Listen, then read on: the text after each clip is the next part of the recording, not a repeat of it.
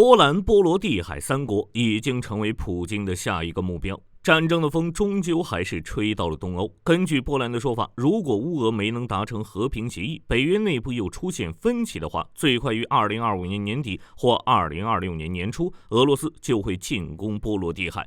一旦爆发战争，苏瓦乌基走廊将成为决定胜负的关键点，波兰自然也会成为目标之一。那么，波兰、波罗的海三国对战俄罗斯，结果会是如何？战局又会如何发展？俄罗斯进攻波罗的海与波兰，霍利军并不意外。从莫斯科大公国一步步扩张为沙皇俄国，再到苏联，俄罗斯崛起的过程就是一部侵略史。作为与自己接壤的北约国家，波兰和波罗的海三国早就成为俄罗斯的目标。波兰与波罗的海三国这边也因为历史的原因与俄罗斯属于世仇。随着乌俄战争的打响，这四个国家又不留余地的援助乌克兰，双方矛盾进一步加深，俄罗斯动手不是没可能。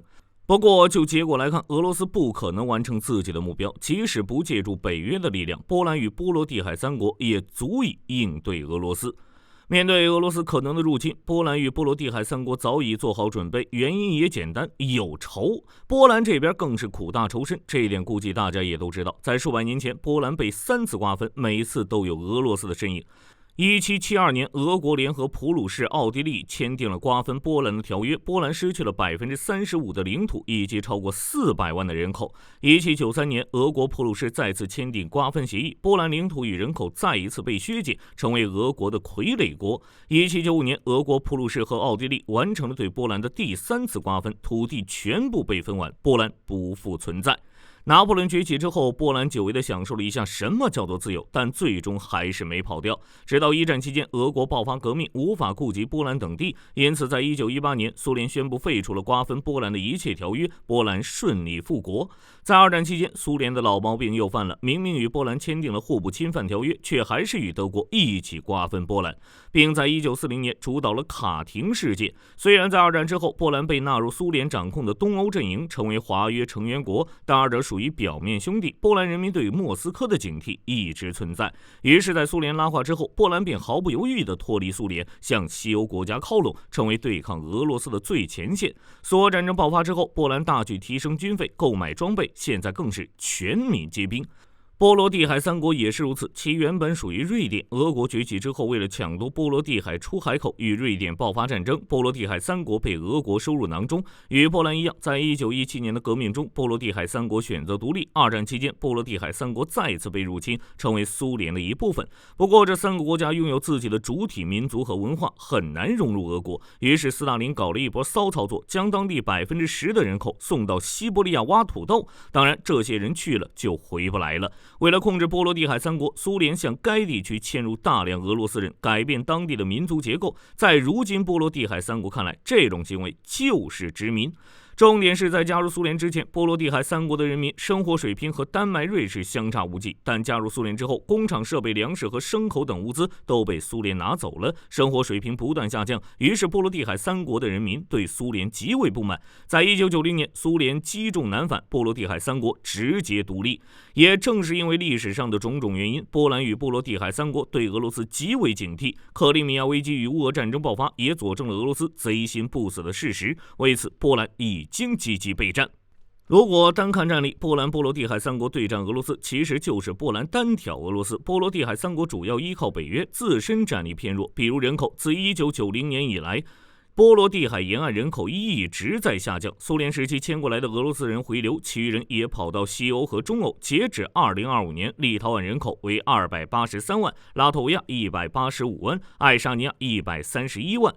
加起来也不过是598万人，还不到俄罗斯西北联邦管区的一半。与俄罗斯1.44亿的人口相比，更是没有对比的必要。受人口的影响，波罗的海三国的战力也相对一般，其中立陶宛排在第88名，拉脱维亚第99名，爱沙尼亚第107名。即便算上文职，三者的军队人数也不足10万人。装备训练虽然都是北约标准，也有不少新装备，比如立陶宛这边核心作战单位为铁狼机械化步兵旅，陆军装备有狼式步战车 M113、PZH2000 自行榴弹炮也有，但规模并不大。拉脱维亚与爱沙尼亚也大差不差，装备 M109 海马斯。但数量较少，只能进行小规模的作战。海军这边更是如此，整体实力薄弱，依赖北约支援。比如拉脱维亚只有350名现役人员，旗舰是1970吨的万博拉号扫雷舰，另有3艘猎雷舰及小型巡逻艇，无法抵抗俄罗斯波罗的海舰队。空军这边，三国军无战斗机，仅装备了一些攻击机与直升机，其领空由北约成员国轮值保护。就结果来说，三国军事预算有限，海空军象征性存在，主要依托北约集体防御体系。当然，地面上有北约驻军常态化部署，空中有北约战机巡逻，安全感直接拉满。在这种情况下发展军队，这不是浪费钱吗？所以，如果爆发冲突，在排除北约战力的情况下，波罗的海三国只能充当辅助。主力是波兰，当然即使如此也已经足够了，因为现在的波兰很猛，其陆军已经是欧洲最强。为了防止俄罗斯对自己动手，波兰开始疯狂扩军，不仅扩充兵力，还采购了价值上千亿美元的武器。单论常规军力，波兰已经能稳坐北约第2陆军的位置。在兵力上，波兰可不管什么现役、后备役，直接全民皆兵。目前，波兰计划将现役军人数量翻倍至50万人，并训练数百万后备役人员。在2025年3月份，波兰就表示推出针对民众的训练课程，让每一位波兰成年男性都能接受战斗训练。如果一点军事经验都没有，那就是进行短期训练，内容包括民防基础、急救技能以及部分军事技能训练。拥有军事背景的人，那就上强度，加强射击、战场救护、地面侦搜等专业能力。目前，波兰总人口大约为3668万人。男性人口为1777万人，去掉未成年以及65岁以上的老人，能够执行作战任务的男性起步上千万。有了士兵，装备也不能少。乌俄战争爆发之后，波兰就开始买，重点就是陆军与空军。陆军包括250辆美制 M1A2 Space V3、1000辆 K2 坦克、500套海马斯以及960门 K9。空军这边购买48架韩国和洛马联合研制的 KA-50 精英，32架 F-35。以及96架阿帕奇。在未来10几年内，波兰的装甲部队将会变成以 M1 和 K2 为主要结构，所有 T72、PT91、豹2A4、豹2A5 坦克这种老将都会被淘汰。在乌战争爆发之前，波兰就表示要拥有欧洲最强大的地面部队，现在基本上已经实现了。在上千辆坦克面前，仅有227辆主战坦克的英国装甲部队根本不值一提。按照波兰目前面临的局势以及总参谋部制定的作战预案，上述作战兵力和上千辆坦克以及其他数千件重型武器装备将全部部署在乌克兰和白俄罗斯边境，必要时可以越界参战。如果与俄罗斯爆发冲突，这些装备也足以对抗俄罗斯。空军方面，在没有进行升级之前，波兰空军相比其他欧洲的老牌强国的确略显颓势，以 F-16、米格29为主，无论是战机数量还是战机质量都稍微偏弱，而且缺少预警机和电子侦察机，在空中战斗时会处于被动状态。波兰也知道这个问题，于是花巨资购买了 F-35，并且还为空军配备了 JASSM 导弹。如果计划顺利实施，波兰空军也能成为欧洲的头部玩家。至于海军领域，波兰的实力较弱，毕竟波罗的海面积仅有42万平方公里，波兰海岸线也只有500公里左右，基本没有大型作战的需要，所以其海军和芬兰一样，都是以扫雷舰和布雷舰为主。从英国采购的31型护卫舰完全不够用。俄罗斯这边虽然波罗的海舰队的水上战舰极为老旧，但好歹还能发射导弹打击波兰海军，潜艇也可以封锁海上补给线。不过这并不意味着波兰会处于弱势，毕竟乌俄战争的经验已经表明，自杀式无人艇也挺好用的。就目前的情况来看，如果俄罗斯与波兰、波罗的海三国爆发冲突，苏瓦乌基走廊与加里宁格勒将会是重中之重。爆发冲突之后，双方的重点就是苏瓦乌基走廊。该地区位于波兰与立陶宛交界处，连接着白俄罗斯和加里宁格勒。这条走廊不仅是连接立陶宛与波兰的唯一陆路通道，也是波罗的海国家与其他欧洲国家的交通要道。如果俄罗斯能占领苏瓦乌基走廊，就能切断波罗的海三国北约国家之间的军事联系，之后着重对付波罗的海，最后再腾出手进攻波兰。如果苏瓦乌基走廊由波兰与立陶宛控制，那俄罗斯的飞地加里宁格勒就要危险了。从本质上来说，这地方是战略威慑用的。俄军在该地部署了伊斯坎德尔导弹，射程覆盖柏林。地面部队方面，俄罗斯部署有第18近卫摩步师，其大约装备了200辆坦克，并部署有 S-400羽翼预设工事，地面部队防空系统都有，加上波罗的海舰队，也就意味着加里宁格勒的俄军具备独立作战能力。但就跟上面说的那样，这地方是飞地，仅仅是威慑能力。只要与波兰与立陶宛作战，后勤会是一个大问题。依托预设防御体系，加里宁格勒只能固守1至2周。想要长期作战，严重依靠本土补给线稳定性，也就是苏瓦乌基走廊。俄军没有苏瓦乌基走廊的控制权，加里宁格勒就会被完全困住。在冲突爆发之前，看在俄罗斯核武的面子上，波兰还能容忍加里宁格勒的存在。冲突爆发后，加里宁格勒就要换个名字了。什么俄罗斯飞地？自古以来，这就是波兰领土。那么，俄军能在1周内拿下苏瓦乌基走廊吗？很显然不可能。在乌俄战场之上，俄军能在前期拿下那么多的领土，根本原因就是俄军不讲武德，加上乌俄接壤的边境线太长，乌克兰也无法确定俄军会从哪个方向进攻。但波兰这边不一样，冲突爆发之后，如果俄罗斯想要保住加里宁格勒，唯一的目标就是苏瓦乌基走廊。在这种情况下，波兰与波罗的海国家要做的很明显，就是加强在该地区的部署。乌俄战争爆发之后，波兰就加强苏瓦乌基走廊的部署。目前，波兰已经在边境建造东方之盾防线，拥有800公里的沟渠，并配备有雷场与反坦克地雷，还部署了视频监控系统，防止俄罗斯发动突袭。该工程计划于2028年完工，总成本预计为25亿美元。波罗的海这边，立陶宛国防部已经宣布，在未来10年投入12.4亿美元，强化东部边境防御体系，超8亿欧元将用于购置反坦克地雷及配套系统，其余资金用于提升电子战能力、采购反无人机系统、完善监视预警网络等，并在苏瓦乌基走廊增设机械化步兵旅。目的是什么？就不用霍利军多言了吧。可以预测的是，冲突爆发后，俄军会使用伊斯坎德尔导弹打击波兰机场指挥中枢，火箭炮压制立陶宛边境部队，波罗的海舰队实施海上封锁，利用加里宁格勒和白俄罗斯的军事部署，对苏瓦乌基走廊实施前行攻势，试图切断波兰和波罗的海3国之间的陆上联系，并建立缓冲区。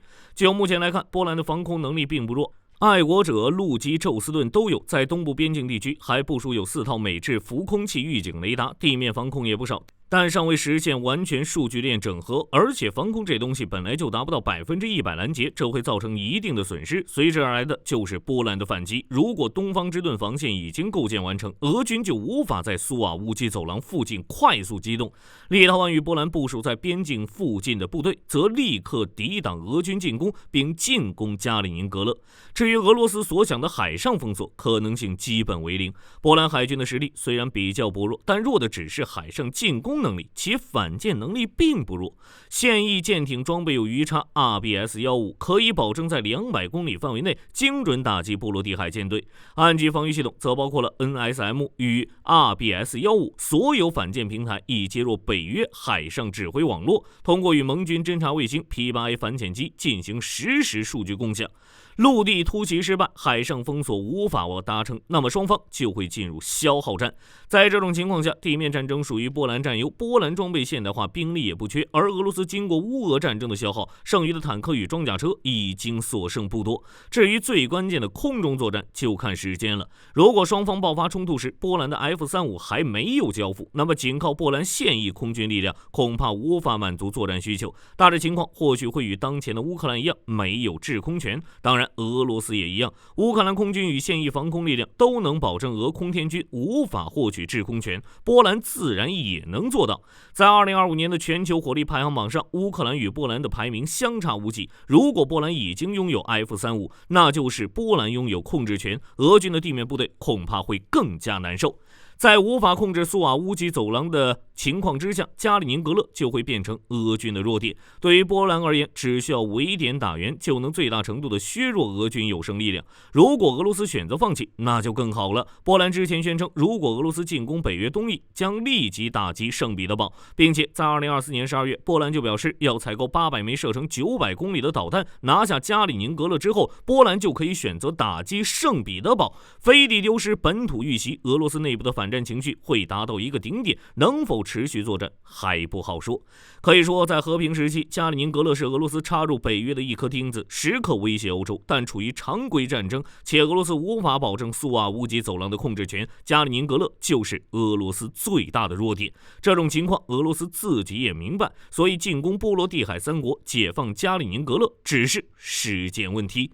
等到进入长期消耗战，由于军工体系与战略纵深的问题，波兰不可能反攻俄罗斯。但如果俄罗斯拼命不要北方四岛，不要克里米亚，也不要加里宁格勒，而是在苏瓦乌基走廊牵制波兰兵力之后，全力进攻波罗的海三国，最后再进攻波兰，情况可能会不一样。因为兵力问题，这三者很难抵御俄军的进攻。之后，俄罗斯以立陶宛为中心，借道白俄罗斯，直接100万大军抵达波兰边境，结局如何就说不准了。如果俄军能够成功，这一仗打完，俄罗斯可以获得波罗的海波兰，代价就是失去在亚洲与地中海的立足之地，军舰地面部队损失惨重，国内经济也会受到战争拖累，只能说得不偿失。如果加上北约的话，战争就是一面倒了。作为北约应对俄罗斯的最前线，波罗的海三国有驻军，空中则是 F-35巡逻。发现俄军入侵意图后，那就是快速反应部队空降作战。波兰那边也有美国驻军，驻地距离俄波边境几十公里，第一时间就能应对俄军的进攻。如果俄罗斯选择入侵波罗的海三国，最开心的恐怕就是波兰了，刚好可以报仇，而且芬兰那边也不会闲着，上千公里的边境线，俄罗斯根本防不住。就乌俄战争的情况来看，北约国家没有亲自下场，仅仅是给了一些库存武器，俄罗斯都慌得不行，自己的红线不断后退，都变成红毯了。所以如果进攻波罗的海与波兰，俄军很可能选择另一种战术，也就是瞒天过海，暗度陈仓。不知道各位是否还记得在克里米亚出现的小绿人？如果普京在这次乌俄战争中胜利，占据乌东四州，那么下一步就是出兵波兰和波罗的海三国，侵略是会上瘾的。当然，什么北约三战都不在考虑范围之内，因为俄罗斯不会发起大规模战争。至于如何夺取领土，详情可以参考克里米亚危机。2014年，一队不明身份的武装人员潜入黑海基地，身上没有任何的国家和军队徽标，每个人的身上还有绿色的面罩、墨镜、护膝和护肘，被媒体称为小绿人。最初在克里米亚亮相时，这被误以为是亲俄罗斯武装组织的迷彩服，所以当时没有引起重视。结果在乌克兰和北约还没有搞清楚的状况时，这些小绿人就占领了克里米亚的政府大楼、军械库、机场、军港等重要基地。之后的剧情，相信大家也都猜到了。等到发现这些小绿人是俄军时，克里米亚就已经被控制了。在入侵波罗的海三国与波兰时，俄罗斯很可能故技重施，让士兵脱下军装潜入波兰、波罗的海三国或者其他欧盟国家。如果媒体质问俄罗斯，俄罗斯也不会承认，反而会表示什么入侵我不知道啊，那不是波兰游击队、立陶宛游击队吗？随后再来一句，这是欧盟自己的内部事务，问我干什么？至于那些欧洲游击队为什么说俄语、拿俄式武器，谁知道呢？万一是别人栽赃陷害呢？等到这些游击队遭受重大损失，俄罗斯也能找借口干涉，之后就是兵不血刃的拿下一个国家，并扶持一个亲俄政府。2014年的乌东四地也是类似的操作，俄军在顿巴斯那边组建了一个当地武装部队，今天的叙利亚也是一个现实案例，只不过在叙利亚这边，俄罗斯变成失败者而已。如果俄罗斯这样做，欧洲面临的就是无止境的骚乱，到处都是不知道哪里钻出来的俄语反对派武装。最好的解决办法就是一次性解决所有麻烦，在本次乌俄战争中将俄罗斯打到无力，发起新攻势。想达到这种目的，就要看美欧的态度了。好了，这期视频到这儿就结束了。各位觉得俄罗斯进攻波兰、波罗的海三国战况会如何发展？可以在视频下方留言，大家一起讨论。喜欢的话，不要忘记点点关注。我是火力军，下期见。